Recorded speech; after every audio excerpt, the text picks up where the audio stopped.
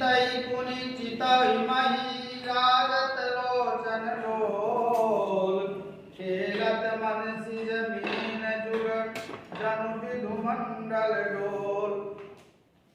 सीता जी प्रभु श्री राम जी को लगातार देख रही हैं। तभी सभा में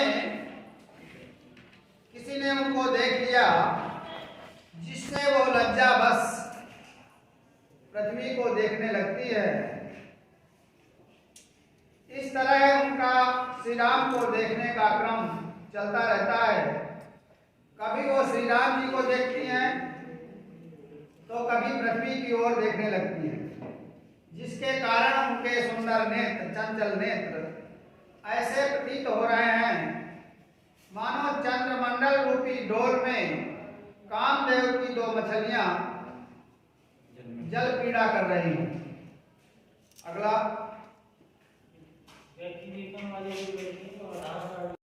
मुख पंकज रोकी प्रगट न लाज निशावलोकी लोचन जलुरा लोचन कोना जैसे परम कृपन कर सोना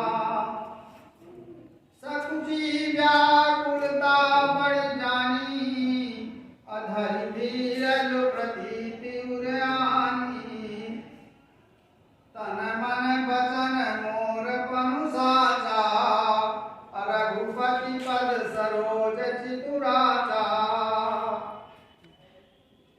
इस प्रसंग में कवि सीता जी की वाणी की असमर्थता को प्रकट करते हुए कहते हैं कि सीता जी के प्रेम भाव की वाणी रूपी भ्रमरी को उनके मुख रूपी कमल ने रोक दिया है, अर्थात वो कुछ बोल नहीं पा रही हैं। जब वो भ्रम रूपी भ्रमरी भौरा और भ्रमरी लज्जा रूपी रात को देखती है तो वो अत्यंत मौन होकर कमल में बैठी रहती है और स्वयं को प्रकट नहीं करती है, क्योंकि वो रात बीत जाने का इंतजार करती है और प्रातः काल होने पर गुनगुनाती है। अर्थात सीता जी लज्जा के कारण कुछ बोल नहीं पा रही हैं। उनके मन की बात मन में ही रह जाती है। गिरा अलिन मुख पंकज रोकी प्रगट नराज निशावलोकी लोचन जलरा लोचन कोना। उनका मन अत्यंत भावुक है, जिसके कारण उनकी आंखों में आंसू छलछला आते हैं। प्रेम के कारण आंसू निकल आते हैं, परंतु उन आंसुओं को वो बाहर प्रकट नहीं होने देती है।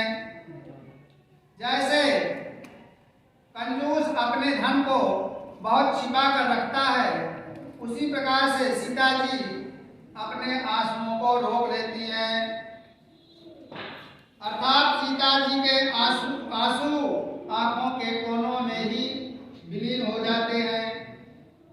जैसे महान कंजूस का सोना घर के कोनों में ही गड़ा रहता है। सकुची व्याकुलता बढ़ी जानी अधर धीरज प्रतीत उरयानी।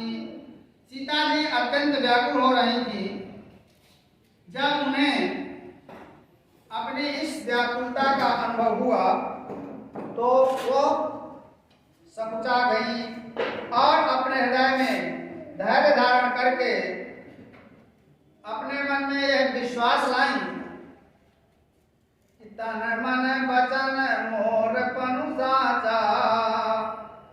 यदि तन और वचन से मेरा प्रण सच्चा है, मेरा प्रेम सच्चा है, यदि भगवान श्री राम के चरण कमलों में मेरा सच्चा प्रेम है, मन लगा हुआ है, तो ईश्वर मुझे उनकी दासी अवश्य बनाएंगे। तो भगवान सकल उर्वासी करी मोहि रघुवर कर दासी। तो जो विराजमान रहते हैं वो निश्चित ही मुझे भगवान श्री राम की दासी बनाएंगे। जेहि के जेहि पर सत्य सनेहु, सोते ही मिलई न कछु संदेहु। जिसका जिसके प्रति सच्चा प्रेम होता है वो उसको अवश्य मिलता है, इसमें कोई भी संदेह नहीं है। प्रभु तन चितई प्रेम तन ठाना, कृपा निधान राम सब जाना। भगवान श्री राम की ओर देख करके यह प्रण किया और अंतर्यामी भगवान श्री राम ने सब कुछ जान लिया। कृपा के सागर, कृपा के निधान भगवान श्री राम ने सब कुछ जान लिया। सियहि बिलो की तकउ धनु पैसे, चितव गरुड़ लघु ब्यालहि जैसे। सीता जी को देखकर राम जी ने धनुष की ओर इस प्रकार देखा जैसे गरुड़ पक्षी छोटे से सर्प को देखता है। पुनः सुनिए, सीता जी ने श्री राम जी की ओर देखकर इस बात का निश्चय कर लिया कि सबके हृदय में निवास करने वाले भगवान श्री राम मुझे अपनी दासी अवश्य बनाएंगे, क्योंकि जिसका जिस पर सच्चा प्रेम होता है वो उसे अवश्य ही मिलता है, इसमें कुछ भी संदेह नहीं है। प्रभु श्री राम को देखकर सीता जी ने अपने चितवन में उनके प्रति प्रेम ठान लिया, अर्थात ये दृढ़ निश्चय कर लिया कि यह हृदय केवल भगवान श्री राम का ही वर्ण करेगा। उनकी इस मनोकामना को भगवान श्री राम कृपानिधान ने जान लिया, इसलिए श्री राम ने धनुष को बिल्कुल ऐसे देखा जैसे गरुड़ एक छोटे से सर्प को देखता है। लखन लखेउ रघुवंश मणि, ताकेउ हर को दंड। उलकी गात बोले बचन, चरण चापि ब्रह्मांड। लक्ष्मण जी ने देखा कि रघुवंश मणि, रघुवंश शिरोमणि श्री राम जी ने धनुष को ताके देखा, इसलिए चरण चापि ब्रह्मांड, पृथ्वी को दबाकर पैरों से प्रसन्नता से इस प्रकार के वचन बोले। तुलसीदास जी कहते हैं कि जब लक्ष्मण जी ने देखा कि श्री राम शिव के धनुष को तोड़ने के लिए देख रहे हैं तो उनका शरीर आनंदित हो उठा। शिव धनुष के खंडन से ब्रह्मांड में उथल पुथल न हो जाए, इसलिए लक्ष्मण जी ने अपने चरणों से ब्रह्मांड को दबा लिया। दिशि कुंजरहु कमठहि कोला, धरहु धरणी धरि धीर न डोला। राम चाहि शंकर धनु तोरा, होहु सजग सुनियाय सुमोरा। चाप समीप राम जब आए, नर नारिन सुर सुकृत मनाए। सब कर संसौ अरु अज्ञानु, मंद महीपन कर अभिमानु। लक्ष्मण जी कहते हैं कि ये दिशाओं के हाथियों, कुंजर माने हाथी, कमठ, कच्छप, आही शेषनाग, कोला, वराह, हे दिशाओं के हाथियों, कच्छप, हे शेषनाग, हे वराह, आप सभी धैर्य धारण कीजिए। धरहु धरणी धरि धीर न डोला। पृथ्वी को संभाल कर रखें, धैर्य मत होना। क्यों कि राम चाहि शिव धनु तोरा, क्योंकि भगवान राम शंकर शिव के धनुष को तोड़ना चाहते हैं, तोड़ने जा रहे हैं। होहु सजग सुनी आय सुमोरा, मेरी आज्ञा को सुन करके सजग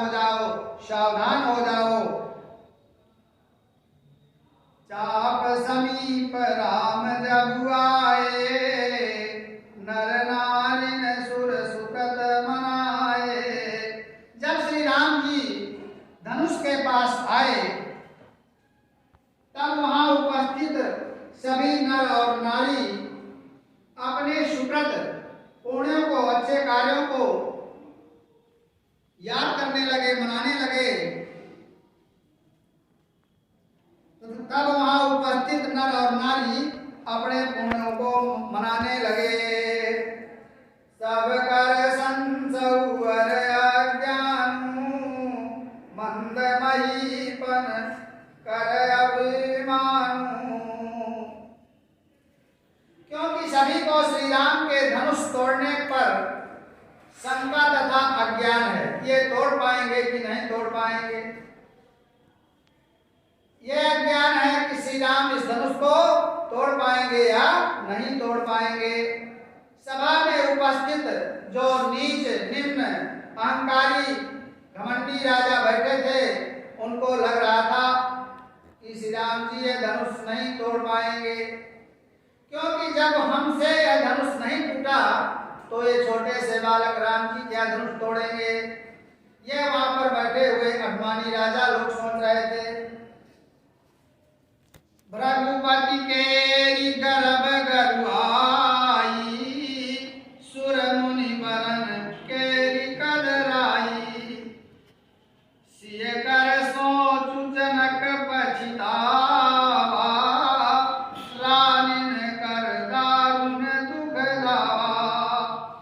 तुलसीदास जी कहते हैं कि परशुराम के गर्भ की गुरुता सभी देवता तथा श्रेष्ठ मुनियों का भय, सीता जी की चिंता और राजा जनक का पछतावा और उनकी रानियों के दारुण रूप का दावानल, ये सभी शिव जी के धनुष रूपी बड़े जहाज को पाकर उसमें सब एक साथ चढ़ गए हैं। ये सभी श्री राम के बाहुबल रूपी अपार समुद्र को पार करना चाहते हैं, परंतु उनके पास कोई नाविक नहीं है, नाव चलाने वाला नहीं है। अर्थात परशुराम का घमंड, श्रेष्ठ मुनियों और देवताओं का भय और सीता जी की चिंता, राजा जनक का पछतावा और उनकी रानियों का दुख, चिंता का कारण शिव धनुष है। सभी लोग अपनी अपनी चिंताओं से मुक्त होना चाहते हैं। यह तभी संभव होगा जब शिव धनुष को राम जी तोड़ डालेंगे। ये सभी इन दुखों से मुक्त हो सकते हैं यदि उन्हें यह मालूम हो जाए कि राम जी का जो बाहुबल है अपार है, परंतु इनके पास कोई केवट नहीं है जो इन्हें अपार समुद्र को पार करा सके, अर्थात श्री राम के बाहुबल के विषय में बता सके। राम बाहुबल सिंधु अपारू, चात पारू नहीं को कड़हारू। अगला, राम बिलो के लोग सब चित्र लिखे से देख, चितई श्री कृपायतन जानी विकल विशेष। राम जी ने देखा, राम जी को सभी लोगों ने देखा चित्र लिखे से, जैसे चित्र टंगा रहता है, हिलता डुलता नहीं है, एक स्थान पर स्थिर रहता है, इसी प्रकार से लोगों ने राम जी को देखा। तुलसीदास जी कहते हैं कि जब श्री राम से धनुष तोड़ना चाहा, चेष्टा की और वहां उपस्थित लोगों को देखा तो उन्हें वे चित्र में लिखे हुए से प्रतीत हुए, अर्थात सभी लोग एकटक होकर के चित्र के समान राम जी को देख रहे थे कि अब क्या होगा, तोड़ रहे कि नहीं तोड़ रहे। तो राम जी ने सभी जनता को चित्र लिखे से देखा, अर्थात वे सभी जड़ के समान लग रहे थे। उसके बाद जब कृपा के निधान श्री राम ने सीता जी की ओर देखा, वे उन्हें सबसे अधिक व्याकुल लगी। चितई सी कृपायतन, कृपा के सागर, कृपा के घर निधान। सीता जी को व्याकुल जान करके उनकी ओर देखा। देखी विपुल विकल देही, निमिष विहात कलप समते ही। राम जी ने सीता जी को अत्यधिक व्याकुल देखा, जिनको अर्थात सीता जी को एक एक क्षण कल्पों के समान, युगों के समान लग रहा था। त्रसित बार बिनु जो तनु त्यागा, मुए करई का सुधा तड़ागा। राम जी सोच रहे हैं कि यदि किसी को बहुत प्यास लगी हो और वो प्यास के कारण मर जाए, तो बाद में भले ही अमृत के समुद्र में उसको डाल दिया जाए, डुबो दिया जाए, लेकिन उससे कोई लाभ नहीं है। अमृत भी उसको कोई लाभ नहीं पहुंचा सकता है। मुए करई, मर जाने पर सुधा माने अमृत का, तड़ाग माने तालाब भी कोई लाभ नहीं पहुंचा सकता। का बरसा जब कृषि सुखाने, समय चुके पुनि का पछिताने। फसल के सूख जाने पर, कृषि फसल के सूख जाने पर वर्षा होने से कोई लाभ नहीं है। यदि समय पर वर्षा नहीं होती है, सूख जाने के बाद वर्षा हो, पानी बरसे, तो उससे फसल को कोई लाभ नहीं होता है। इसी प्रकार से समय के निकल जाने पर, समय चुके, समय के बीत जाने पर बाद में पछताने से कोई लाभ नहीं होता है। असजिए जानी जान की देखी, अप्रभु कुल के लखी प्रीति विषेखी। ऐसा अपने जी माने हृदय में जान करके राम जी ने सीता जी की ओर देखा और उनके प्रेम को देख करके राम जी का हृदय पुलकायमान हो गया, आनंदित हो गया।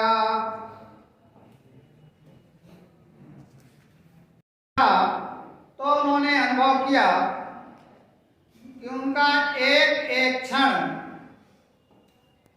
कल्प के समान, कल्प किसे कहते हैं? ब्रह्मा द्वारा सृष्टि बनाने में लगा समय के समान व्यतीत हो रहा था। तभी श्री राम ने अब एक पल का भी विलंब किए बिना धनुष भंग करने का निर्णय किया, क्योंकि यदि कोई प्यासा व्यक्ति पानी न मिलने पर शरीर त्याग दे, तो उसकी मृत्यु के बाद अमृत के तालाब का कोई तात्पर्य औचित्य नहीं है। जिस प्रकार खेतों के सूख जाने पर वर्षा का होना व्यर्थ है, बेकार है, उसी प्रकार किसी कार्य के होने का उचित समय बीत जाने पर फिर पछताने से कोई लाभ नहीं होता। तब श्री राम जी ने सीता जी की ओर देखा और अपने प्रति विशेष प्रेम को मन ही मन जानकर प्रभु श्री राम अत्यंत प्रसन्न हुए। गुरहि प्रणाम मनहि मन कीना, अति लाघव उठाई धनु लीना। दम केहू दामिनी जिमि जब लयऊ, पुनि नभ धनु मंडल सम भयऊ। राम जी ने गुरु विश्वामित्र को मन ही मन में प्रणाम किया। अति लाघव, अत्यंत फुर्ती से, शीघ्रता से धनुष को उठा लिया। दम केहू दामिनी, दामिनी माने बिजली, जब उठा लिया तो एकदम से आकाश में बिजली चमकी। जिमी जब लयऊ, जब उन्होंने अपने हाथ में लिया धनुष को, तो आकाश में बिजली चमकी। पुनि नभ धनु मंडल सम भयऊ, और फिर धनुष मंडलाकार हो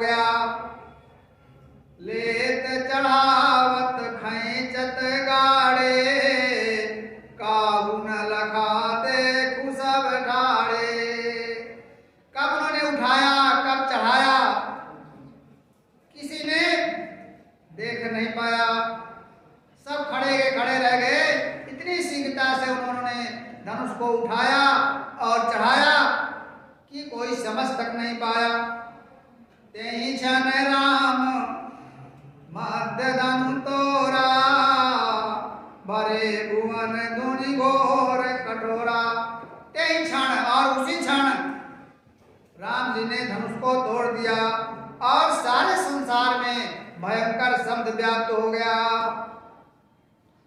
तुलसीदास जी कहते हैं कि श्री राम ने मन ही मन अपने गुरु जी को प्रणाम किया और बड़ी फुर्ती से धनुष को अपने हाथ में उठा लिया। जैसे ही श्री राम ने धनुष को अपने हाथों में उठाया तो वो बिजली की भांति चमका और आकाश में मंडलाकार हो गया। श्री राम जी ने इतनी कुशलता से, फुर्ती से यह किया कि सभा में उपस्थित लोगों में से किसी ने भी उन्हें हाथ में धनुष लेते हुए और प्रत्यंचा चढ़ाते हुए और खींचते हुए नहीं देखा। अर्थात किसी को पता ही नहीं चला कि कब उन्होंने धनुष हाथ में लिया, कब चढ़ाया और कब खींच लिया। सारा कार्य एक साथ ही हो गया। उसी क्षण धनुष को बीच से तोड़ दिया। धनुष टूटने से इतनी भयंकर आवाज हुई कि तीनों लोकों में व्याप्त हो गई। कठोर रव रवि बाजी तजी मारग चले, करही दिग्गज ढोल मई कोल पूरब कल मले। सुर असुर मुनि कर कान लीने, सकल विकल विचारही को दंड खंड राम तुलसी जयति वचन उचारही। श्री राम जी ने शिव धनुष को तोड़ा तो उसके टूटने की भयंकर कठोर ध्वनि की गूंज सभी लोगों में गूंज गई, जिससे घबरा करके सूर्य के रथ के घोड़े रास्ता छोड़कर चल दिए। सभी दिशाओं के, दसों दिशाओं के हाथी चित्घाड़ने लगे, पृथ्वी कांपने लगी और शेष नाग, बाराह और कच्छप व्याकुल हो उठे। देवता, राक्षस और मुनि ऋषियों ने कानों पर उंगली डाल ली और यह सोचने लगे कि क्या हो गया। तुलसीदास जी कहते हैं कि जब सभी को यह विश्वास हो गया कि श्री राम ने यह धनुष तोड़ डाला है, तब वो सब श्री रामचंद्र की जय जय